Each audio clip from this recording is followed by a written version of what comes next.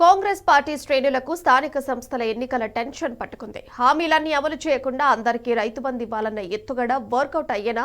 గతంలో రుణమాఫీ పెట్టుబడి సాయం పూర్తి స్థాయిలో అమలు చేయకుండా ఇప్పుడు అందరికిస్తే నమ్ముతారా అని మదనపడుతున్నారు. ప్రభుత్వంపై తీవ్ర వ్యతిరేకత ఉన్న నేపథ్యంలో కాంగ్రెస్ అభ్యర్థులను గెలిపించుకునేదెట్లా?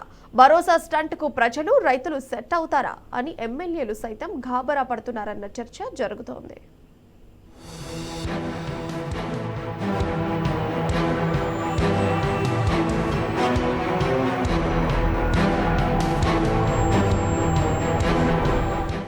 ఇచ్చిన హామీలు అమలు చేయకపోవడంతో కాంగ్రెస్ ప్రభుత్వంపై రాష్ట్ర ప్రజలంతా తీవ్ర ఆగ్రహంతో ఉన్నారు. ముఖ్యంగా రైతులు పాలకులపై బగ్గుమంటున్నారు. ఎందుకంటే కాంగ్రెస్ ప్రభుత్వం వచ్చిన తర్వాత రైతు భరోసా నిధుల్ని పూర్తి స్థాయిలో అందించలేదు.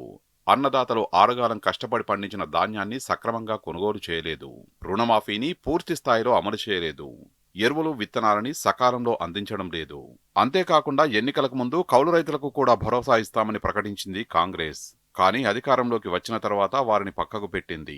దీంతో కౌలు రైతులందరూ కాంగ్రెస్ పై ఆగ్రహంతో రగిలిపోతున్నారు. ఇవే కాకుండా కరెంటు కోతలు, సాగునీరు అందించకపోవడం వంటి అంశాలపై రైతులోకం కోపంగా ఉంది. బీఆర్ఎస్ హయాంలో కేసీఆర్ రైతులకు పెద్దపీట వేస్తే రేవంత్ రెడ్డి మాత్రం ఇబ్బందులకు గురి చేస్తున్నారని అన్నదాతలు మండిపడుతున్నారు.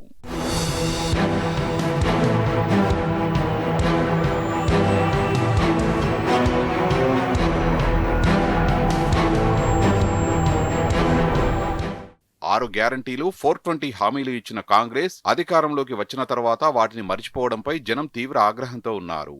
కనీసం బీఆర్ఎస్ హయాంలో ఇచ్చిన పథకాలను అమలు చేయకపోగా ఇచ్చిన హామీలను సైతం అటకెక్కించడంపై ప్రజాక్షేత్రంలో తీవ్ర వ్యతిరేకత నెలకొన్నది.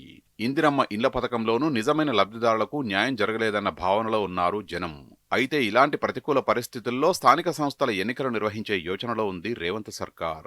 అన్నదాతల్లో ఉన్న వ్యతిరేకతను తప్పించుకోవాలన్న ఎత్తుగడతో భూమి ఉన్న ప్రతి ఒక్కరికి రైతు బంధు ఇవ్వాలని నిర్ణయించింది. తొలుత రైతు బంధు పథకం విషయంలో 1,00,000 నిబంధనలు పెట్టిన రేవంత్ సర్కార్ ఇప్పుడు ఎలాంటి కండిషన్లు లేకుండా నిధులు విడుదల చేయడం క్షేత్రస్థాయిలో చర్చనీయాంశంగా మారింది. భూమి ఉన్న రైతులందరికీ పెట్టుబడి సాయం చేయడం ఎన్నికల స్టంటేనని గ్రామాల్లో జోరుగా చర్చ జరుగుతోంది. పూర్వ సీఎం కేసీఆర్ గుట్టలు, రియల్ ఎస్టేట్ వెంచర్లకు కూడా డబ్బులు ఇచ్చారని బదనాం చేసిన రేవంత్ రెడ్డి ఇప్పుడు లోకల్ బాడీ ఎన్నికలను దృష్టిలో ఉంచుకొని రైతులందరికీ పెట్టుబడి సాయం చేస్తున్నారని విమర్శలు వ్యక్తమవుతున్నాయి.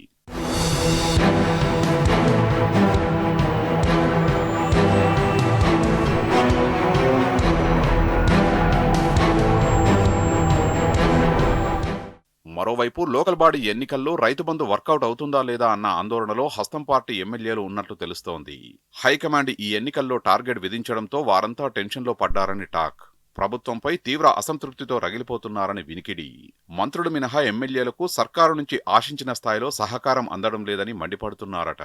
గెలిచిన నాటి నుంచి ఆయా నియోజకవర్గాల్లో పెద్దగా చేసిన అభివృద్ధి లేదని వాపోతున్నారని టాక్. ఎన్నికల హామీలను అమలు చేయకపోవడంపై ప్రజల నుంచి వ్యతిరేకత వ్యక్తమవుతుండటంతో లోకల్ బాడీ ఎన్నికల్లో గెలుపెట్లా అన్న టెన్షన్లో ఉన్నారట ఎమ్మెల్యేలు. అటు కాంగ్రెస్ అభ్యర్థుల గెలుపు కోసం నిధులు వెచ్చించడం కూడా వారికి భారంగా మారిందట.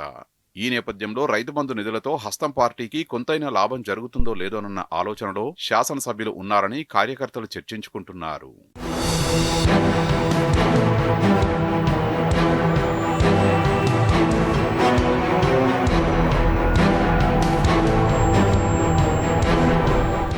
స్థానిక సంస్థల ఎన్నికల్లో కాంగ్రెస్ ను గెలిపించుకోవడం ఆ పార్టీ ఎమ్మెల్యేలకు కష్టంగా మారిందన్న చర్చ జరుగుతోంది. మరి రైతు బంధు నిధుల విడుదలతోనైనా రైతుల హస్తానికి పట్టం కట్టేనా, లేదా ఎన్నికల స్టంట్ గానే భావించి కాంగ్రెస్ కు గుణపాఠం చెప్తారా అన్న ఆసక్తి నెలకొంది.